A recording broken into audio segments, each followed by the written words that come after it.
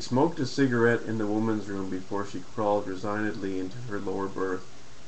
She supposed everything was all right. Eleanor would be at home by this time, and Virginia would have heard from Gregory. But her depression continued. Partly, of course, it was the thought of men fighting and dying all over the world. Partly it was the belonging to what her friends called the new poor, and having a mother who refused to change her standard of living. And partly it was an odd sense of apprehension, compounded partly of her dislike for returning to Crestview, where before the war Don Richardson had courted her so gaily and won her so easily. To escape, she tried to plan about the house. Lucy had had too short notice to have done much. But at least she would be there, small, brisk, and efficient. In that hopeful mood, she finally went to sleep, and it persisted even when at 6 the next morning they got out onto a chilly station platform and looked for the taxi Lucy was to send. There was no taxi, only a sleepy station agent who regarded the summer people as unavoidable nuisances and disappeared as soon as the train moved on. There was a small restaurant not far away, and after a wait they got some coffee. But no taxi arrived, and at last Carol managed to locate one for the 10-mile drive. It was cold. The girls shivered in their summer coats, and Carol herself felt discouraged. She did her best to keep up their morale, pointing out the fresh green of the trees, and when they reached it, the beauty of the sea. "Look," she said, "there's a seal. They're usually gone by this time. I suppose with no motorboats around." "It's awfully lonely," said Frida. Frida was the housemaid, young and rather timid. "I feel all cut off from everything." "You feel cool, too, don't you?" said Maggie briskly. "After the fuss you made about the heat, just feel that air. Ain't it something?" There was of course plenty of air, all of it icy, and Frida shivered. "I'll be glad to get into a warm house," she said. "Where are we? At the North Pole?" Nora, the parlour-maid waitress, had kept quiet. She was not much of a talker at any time, but she looked blue around the lips, and Carol felt uneasy. If the girls didn't stay... "Mrs. Norton will have breakfast ready," she said. "The house will be warm, too, and the lilacs ought to be lovely still. They come out late here." No one said anything. The taxi had passed Colonel Richardson's cottage, and turning in at the drive was winding its way up the hill to the house. Carol began to have a feeling of homecoming as the familiar road unwound. They passed the garage and the old stable, unused for years. Not she remembered, since Gregory had kept the saddle mare there, and she her pony. She took off her hat and let the air blow through her dark hair. "Look, there are some lilacs," she said, hoping for a cheerful response. No one said anything. They made the last turn, and before them lay the house, big and massive and white. It faced out over the harbor, but the entrance was at the rear, with the service wing to the left and what had been her father's study to the right. She saw the two younger women eyeing it.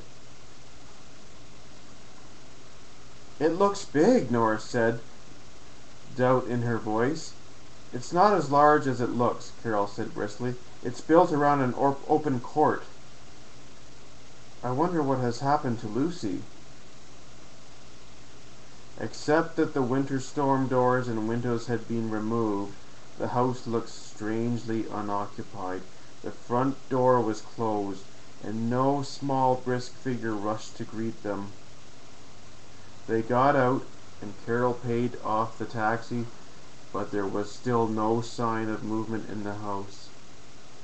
Also, to her amazement, she found the door locked, and while the woman stood disconsolately among their bags, and the car departed with a swish of gravel, she got out her keys. The door opened. She stepped inside, to be greeted only by freezing air and a vague, rather unpleasant odor. The woman followed her in, looking sulky. "I can't imagine what has happened," she said. "Mrs. Norton must be sick. If you get a fire started in the kitchen, Maggie, I'll telephone and find out." She put her hat and bag on the console table in the hall. It was impossible to take off her coat, and except for Maggie, starting toward the kitchen, nobody had moved. The two girls stood as if poised for a fight. What's the smell?" Frida said. "It's like something's being burned." Leave the door open," Carol said impatiently. "Mrs. Norton has been here. She may have scorched something. Go on back with Maggie." She went along the passage around the patio to the library. The old study was untouched, and the covers were still on the hall chairs at the foot of the wide staircase at the side of the house. But the covering was off the shallow pool in the patio, and the shutters off the French doors and windows opening onto it. And to her relief, she found that at least an attempt had been made to make the library livable. The rug was down, the dust covers were gone, some of the photographs and ornaments were in place, and a log fire had been laid, ready for lighting. She put a match to it and straightened, feeling somewhat better as the dry logs caught. But the odor, whatever it was, had penetrated even here. She opened the French doors onto the terrace and stood there looking out. The air was fresh, and the view had always rested her. The islands were green jewels in the blue water, and a mile or so away she could see the town of Bayside, small and prim among its trees. She drew a long breath and turned to the telephone. It was not there. She gazed in dismay at the desk where it had stood. The silver cigarette box was there as always. The little Battersea patch case was in its place, as well as was the desk pad and the old Sheffield inkstand with the candles to melt the wax.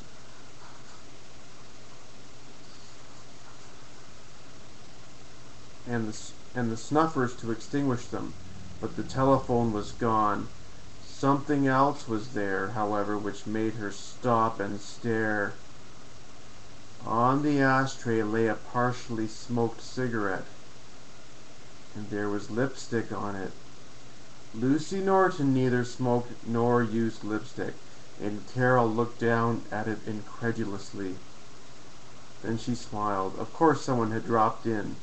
Marcia Dalton, perhaps, or Louise Stimson. Almost any of the women of the summer colony, climbing the hill and coming in to rest, could have left it. Nevertheless, her feeling of uneasiness returned. She moved swiftly through the adjoining living room and dining room to the pantry and kitchen. Maggie had taken an apron from her suitcase and was tying it around her ample waist. The two girls were standing like a coroner's jury, reserving decision. "I'm afraid some of the telephones have been taken out," she said with an assumed brightness. "Is the one in the kitchen hall still there, Maggie?" Maggie opened a door and glanced back. It's gone," she said. "Looks like they've taken them all.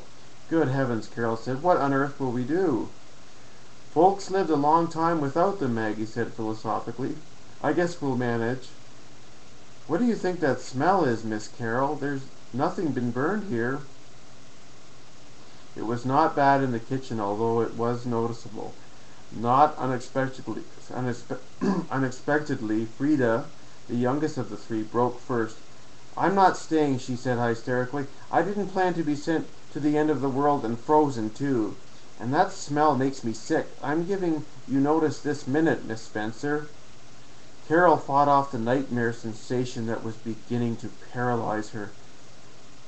Now look, Frida, she said reasonably, her face a little set. You can't leave. Not right away, anyhow. I can't call a taxi. The cars in the garage have no gasoline and no batteries. They're jacked up anyhow. There's not even a train until tonight. Maggie took hold then. Don't be a little fool, Frida, she said. I expect Miss Norton's ordered the groceries. You take off your hat and coat, and I'll make hot coffee.